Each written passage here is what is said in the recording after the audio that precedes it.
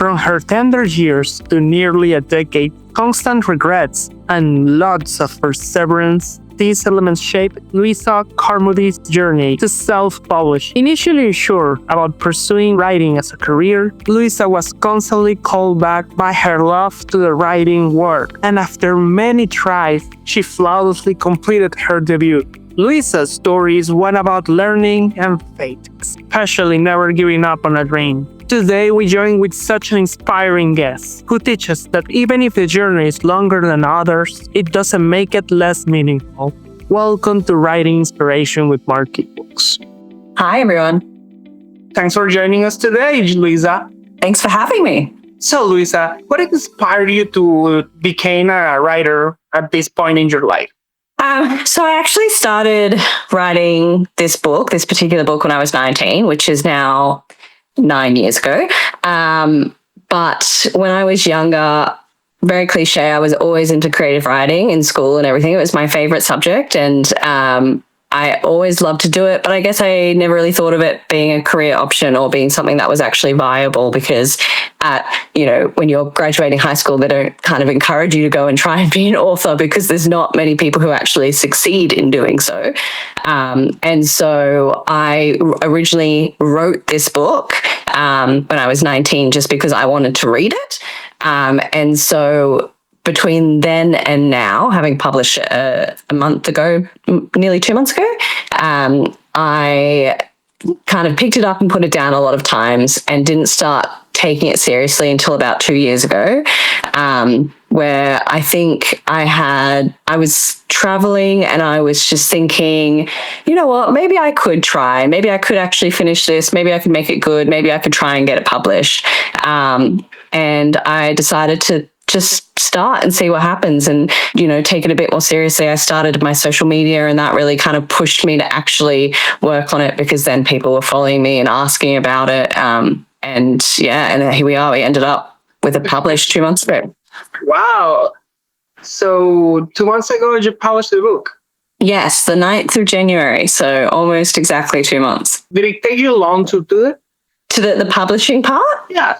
Yeah, I mean, I kind of went back and forth on whether or not I wanted to traditionally publish, because I didn't want to have to market my book as much, because I'm not really a social media person. My personal social media, I post maybe once every 2 years. And so I didn't want, part of me was leaning towards that, to have to, I suppose, put less effort into marketing. But last year, when the book was finished and kind of ready to go, I think I sent maybe 10 query letters out to publishing agents, and then I got responses. You get responses saying, you can wait up to 6 weeks to 3 months for a response. Some even 6 months they take to reply.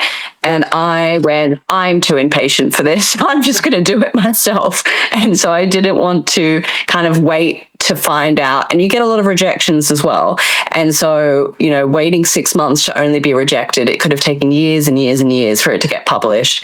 And I'm quite a creative person. I'm a designer by day, so I wanted to be able to design my own cover and like the inside of the book, and I wanted to kind of have creative control over all of that aspect. So I decided to just do self-publishing instead. And so it was probably I think I started the actual publishing process maybe in September last year, when I started applying for career agents, and then published in January. So the actual process of deciding how to publish and getting it published was not that long, really, for me. Right. So how long did it take you to finish the book? The book itself, so I rewrote it maybe like 5 times or something over the course of 9 years. And so I think between when I started to take it seriously 2 years ago and it being published, I think I rewrote it another 2 times, pretty much from scratch though. There's some of the themes are kind of the same, the character names are the same as the first version, but the actual story is essentially completely different. And so I think about a year and a half, I suppose, from when I started taking it seriously to when I started querying. I think it was about a year and a half to finish it completely and get it edited and everything like that. What changed 2 years ago? I think I was at a point in my life where I didn't know what I wanted to do. I had been working in a certain industry and I didn't want to work in that industry anymore. I had changed jobs to another industry and I wasn't enjoying that job. And I guess I just was trying to look for some sort of direction of what I wanted to do with my life. And I went back to university to study design, but I also thought to myself, what if I could do this? What if I could also be an author and, follow the two things that I'm really kind of passionate about, which is design and writing. And so it just got to that point in my life where I was like, I need to make changes and do something that I want to do rather than working, a corporate job that I don't enjoy for the rest of my life, essentially. So, yeah. Okay, that's valid.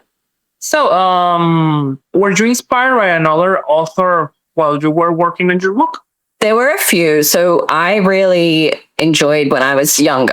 The reason that I wrote this kind of book was I really enjoyed kind of the angel, dystopian, urban fantasy books that were out at the time. So there was Hush Hush by Becca Fitzpatrick, Fallen, and Angel Fall as well. They were all sort of the Angel Fall was the one that really kind of sparked this idea because it was a YA novel that I read.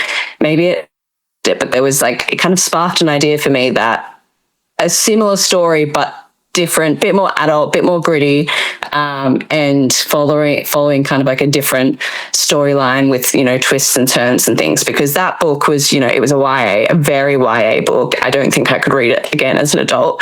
And it, was very kind of, you could see where the story was going. And I wanted to kind of rewrite my own take on this idea of morally grey angels and a post-apocalyptic world with angels and demons and things and take it my own way. And so, yeah, a lot of those books back in the 2010s that were quite big were the reason that I started writing this. Oh, nice. So, tell me, do you have any advice for new writers who starting right now? Yeah, I mean, I think my biggest thing that I struggled with was thinking about whether or not I was actually any good at this and whether or not it was worth putting all this effort because no one would read it.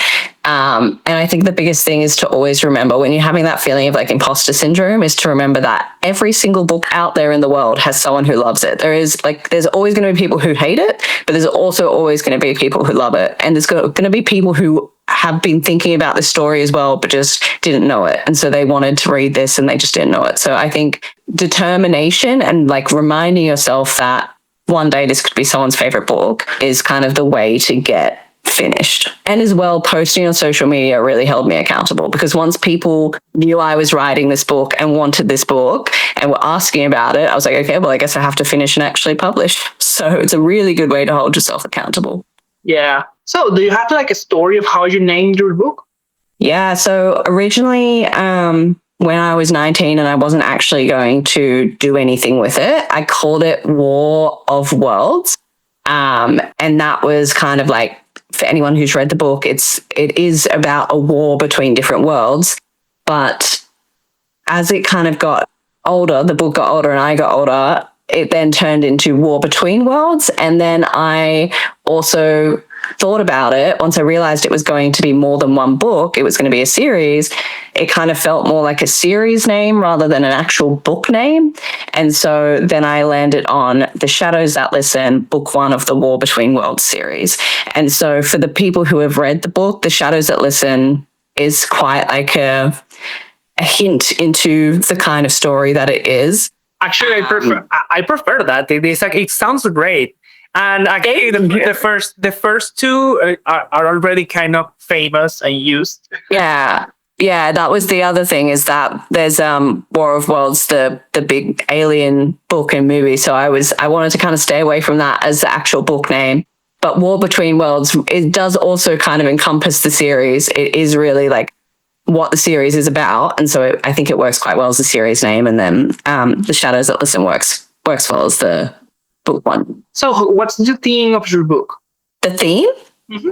Sure. So it's essentially about a war on Earth between angels and demons. The story takes place 5 years after the war started, and so it's a bit of a post-apocalyptic and dystopian setting. And there has been like an angel intelligence agency created to kind of keep an eye on the angels and the demons and everything that's going on in the war. They came to an agreement with the angels that they would fight their war at night so that the humans could still live during the day within these cities. And so there's a curfew put in place from 6 p.m. till 6 a.m. where all doors and windows, everything that is locked. There's still shutters that go down and lock people in their homes so that nothing can get in, but they also can't get out, to stop people from being murdered, essentially, on the street. Because the angels are not actually their allies or their guardians. They aren't, they came to stop the demons from invading Earth, but they also don't really care about humanity and human life. They just want to stop, the demons. So they started this curfew, and it follows our main character, Amara, who is an agent of the Angel Intelligence Agency, and her boyfriend doesn't make it home in time for curfew, and so she is forced to decide whether or not to go out into the war after him or to sit at home and likely find footage of his death the next day. And so she does it. She goes after him, and she comes across the Archangel, who is terrifying, and ends up being forced to kind of make a deal with him to help to be able to survive and find her boyfriend. And so that story kind of follows them as they go along searching for him. And yeah, so that's the book. That's nice. Thanks for telling us. So tell us a bit about your writing routine. I don't know if I'd say I have a routine. It's very chaotic. I can't into this. Because I also work, I really just kind of try to fit it in when I can fit it in. I usually put on noise cancelling headphones and put on some music. I have a playlist that's kind of like music that's the vibe of the book. And I try and have no phone time. Like I'll set a timer. As like 20 minutes focus time where I purely write, I don't touch my phone, and then I can have a break after that. But I find it's hard to do that when you are someone who is quite busy and you work full time, and then you're spending kind of all of your out of work time writing. Then there's like, when do you fit in life admin? When do you exercise and things like that? And so I find that it's a lot more chaotic than what I try to do. And so a lot of the time it'll be my partner and I sitting on the couch watching TV at night, and it's something that I don't have to pay full attention to, so I can write at the same time. We just watched The Walking Dead, so that was really good inspiration for me while I was writing. So yeah, it's not, I wouldn't even say I really have a routine. It's just whenever I can, however I can. So if I'm on a bus and I, can do 20 minutes of writing before I start getting car sick, then I'll do that. It's just kind of whenever and however I can. That's actually quite interesting, and not many can do that. I can assure you. So what you are doing is quite special. Thank you. Many of the guests I have interviewed, they need their space, their silence, and their preparations, their outline, their everything. But doing whenever like that, it's even for me, it's difficult. Yeah. Well, it is hard, and I feel like it would probably take. I think if I didn't work full time as well, I'd probably try and have more of a structure.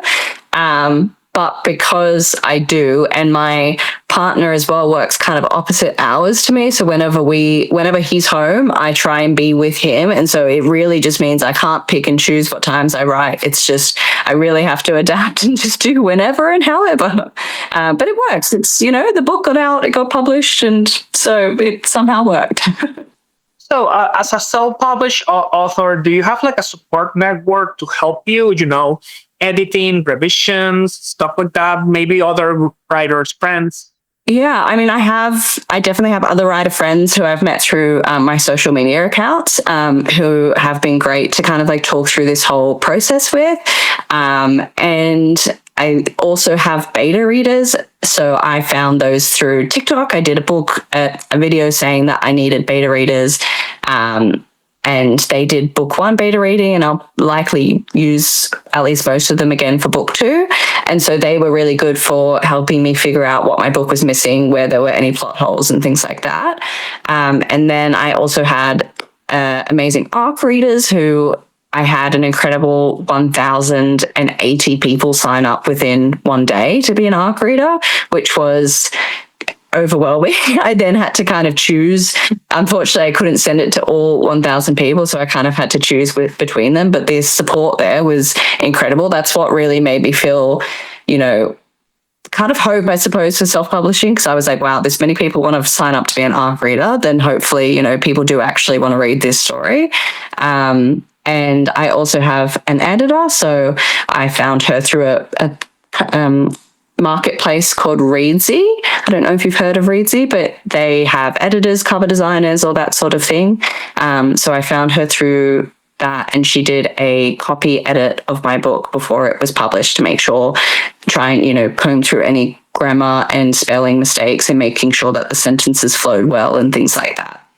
And so I have quite a few people who were involved in the process that helped me through. But yeah, my author friends as well are really good for support and for giving me tips. The ones that have already published, giving me tips. And now, I'm sort of passing on some of my tips to my other friends who haven't published yet. So yeah, it's really quite incredible the community and network you can make on TikTok and Instagram. And yeah, it's been amazing.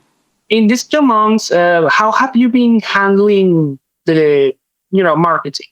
Yeah, so I mean, it's been the bane of my existence, because with marketing, it feels so personal, and it's really hard to not get caught up in a video not doing well, or you see some people going viral all the time and you think, why are my videos not going viral? But it's really, I've just had to learn. And I think at the start, I had no idea. I didn't even have TikTok until I started this account. And my marketing has been purely social media. I haven't done any Facebook ads. I haven't done any other sort of marketing. It's been purely social media, TikTok and Instagram. And so I really just had to learn, and I did a lot of trial and error of the type of videos that people actually enjoyed watching. And so I found that a lot of people really enjoy watching your process. And so I post a lot of videos of like, write with me, and, me writing and how much I'm writing in a day and that sort of thing, and giving little kind of quotes at the end of sneak peeks for the book. And people really enjoy watching the process and seeing how much hard work goes into the book, I found.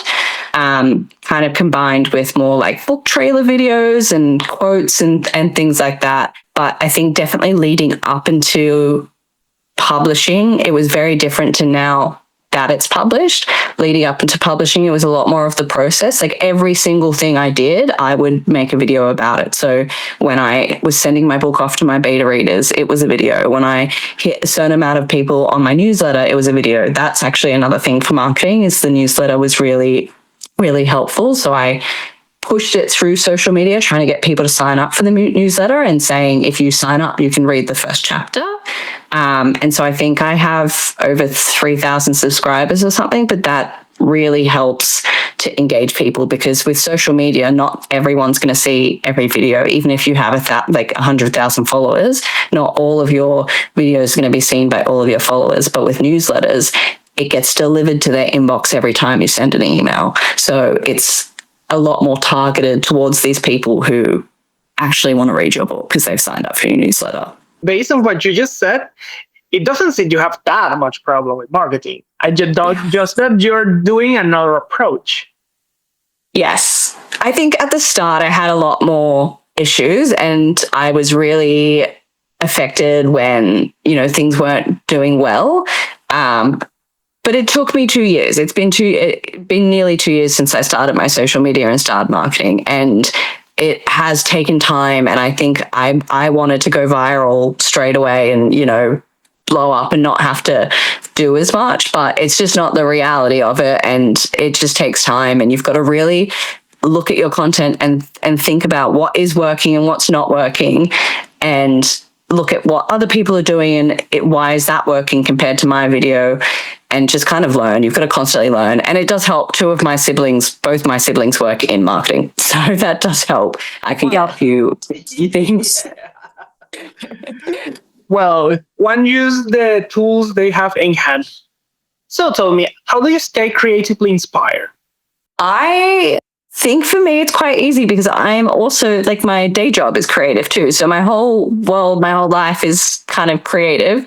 And I watch a lot of shows that are, fantasy or things like that. I watch a lot of fiction. I'm not really a non-fiction kind of person, so I don't watch any documentaries and things like that. Everything I kind of intake is something that's creative. I read and I just watch The Walking Dead. Like I watch a lot of The Walking Dead, it's fiction, but I will say it's like semi real in a way, because the setting is technically something that could happen. Yeah, so it's not high scary in that part. It's not high fantasy, at least. Yes, exactly. And mine as well is urban fantasy, so it was kind of a good thing to be watching while I'm writing, I suppose. I spend a lot of time in nature too. I think that helps with the creative juices. I live by the beach, so I spend a lot of time down there, kind of just like taking it in and refreshing my creativeness, I suppose. What do you do when like you get stuck in a place? Like burnouts, etc. I take a break. I think you have to really listen to your body and your brain. And if you're looking at a page and you don't know what to write, you're feeling like it's a chore, put it down, take a week off, especially if you're self-publishing, the only deadlines are your deadlines. And it is not worth pushing through and burning out to get it done in time for the deadline. And I think for me as well, I'll often go and read if I have kind of writer's block, because reading is the best inspiration for writing. And I find the more that I read, the more the kind of like the ideas flow and the motivation comes and things like that. So yeah, I definitely think taking a break and going and reading a book or spending more time outside, just actually letting yourself take a break away from it is really good to help push through the writer's block. Wow. Yeah, I agree. You mentioned that you wanted to make a series of this book, right? Mm-hmm. Are you already working on book 2? I am. I'm 40,000 words into book 2. The half a book, basically. Yeah, well, book 1 was 110,000 words. And so I imagine book 2 will probably be around the same. So yeah, making progress. I forgot how hard it was to write a first draft. It's been 9 years since I wrote a first draft, so it's definitely been much more of a struggle writing the second book than the first, because I forgot how hard it is starting from nothing rather than rewriting something you've already written. So yeah, it's definitely a struggle, but it's happening. There are words going on pages. It's just, it's taking me longer than I thought it would have. Well, I think that at least you have already the knowledge of how to do all the process, so that helps to speed things off. Are you planning like a spin-off, or for now you're going only with this for the series? I don't know if I can answer that question. I have ideas. I have an idea in my head for a potential spin-off, but it's not something I can talk about without spoiling anything. That's okay. There's thoughts about a potential spin-off, but yeah, nothing started and nothing. It would be something that would come out after this series ended. That's okay. So tell me, do you have plans for like other series not related, or maybe try other genres? I don't have anything at the moment. I think that I'm very much, I work on the one series at a time. I definitely think that there will be other series not related at some point. I don't know about other genres. Someone else asked me this recently, and I think maybe just contemporary romance, but I also don't read. I only read fantasy essentially, and so I think I would have to kind of read more contemporary romance to be able to write a contemporary romance. I can't do horror and thriller. I'm such a scare baby. I get nightmares. I can't even read them, so I don't think I could write them either. I get the feeling. Right now, I'm only reading fantasy too.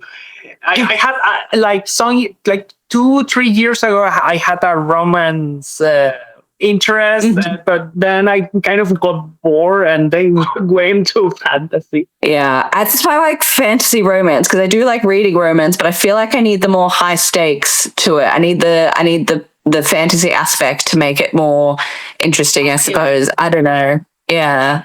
Tell me, do you have like plans to go to an event or something, to promote yourself?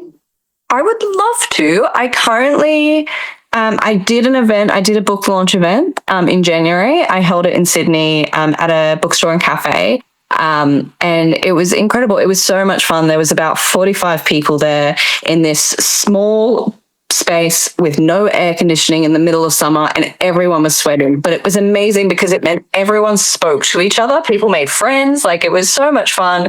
Everyone was sitting there fanning themselves, and it was great conversation starter.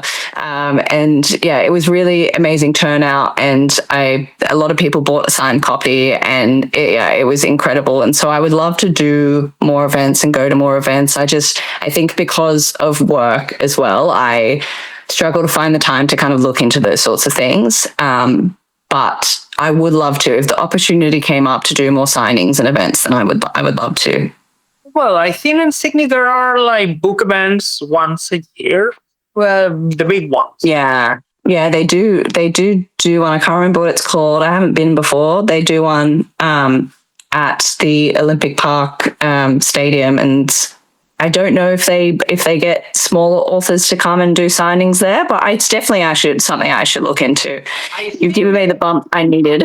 I think they can. I don't know how it works in Sydney, but I do know that in those types of events, you only need to make a reservation with them on their website, and that should be enough. I definitely should look into it. This is probably the push I needed to do that. I just hadn't really thought about it until now. So yeah, actually I will have a look into it. They should have a website on the email part, on the contact part. You should be able to contact them and, ask if they have a space for you. Yeah, I think I will. I think that I will do that after this now. Thank you for the push to do so, because I should really look into it. I just hadn't really thought about it. Well, if for you it's summer, usually those events are in summer. I don't think we had it. I think for us it's usually in spring. I think it's maybe August, September time from memory. Yeah, I'm not too sure, but I can always look to do it next summer as well. That's okay. It'll be just in time for book 2 to come out, hopefully. So good promotion. Oh, so your optics for book 2 is to finish some months from here? I would like it to come out a year from the first one, so to be out in January next year. Whether or not that happens, we'll see. It's kind of my goal, but yeah, we'll see how it goes. I think it really... Actually, for manuscript, it's a thing, but for publishing, it's recommended to wait for at least 6 months, so people buy the first one and then they can, suppose when you put 2 books at the same time, the sales get divided. So yeah, and it gives more time to build it up as well. The longer you wait. But yeah, I think a year between the books is kind of my goal. But we'll see. We'll see how it goes. Might be longer. That's okay. So, in what platforms we can find your book? It's on Amazon, and it is on Kindle Unlimited as well. I think it's available through Barnes & Noble, some Barnes & Noble. It's a part of Ingram Sparks, which kind of... different stores can buy copies of it at a wholesale price. And so it's very sporadic. It's not I don't think it's at every Barnes & Noble or every Waterstones, but maybe online on their website. But I recommend Amazon. I think it's cheapest at Amazon and easiest as well, because everyone, buys books from Amazon. So yeah, Amazon and Kindle Unlimited. That's okay. Do you want to promote your social media? Sure. So my... the handle on my social media is the same for both. It's at Louisa Carmody Books. And if you go to my social media, there is a link in my bio as well to my newsletter, which has my first chapter if you want to read a sneak peek of my first chapter. And yeah, I think those are all my social media. I've only got Instagram and TikTok, so you can find me there. Well, thank you, Luisa. I think that's all for now. Thank you so much for coming today. Thank you so much. It was lovely. I hope you have a nice evening today. Thank you so much for coming to another episode of Writing Inspiration with Market Books. And thanks, Luisa, again for joining us. Thank you. I hope you have an inspired conversation and inspired day. Bye. Thank you very much.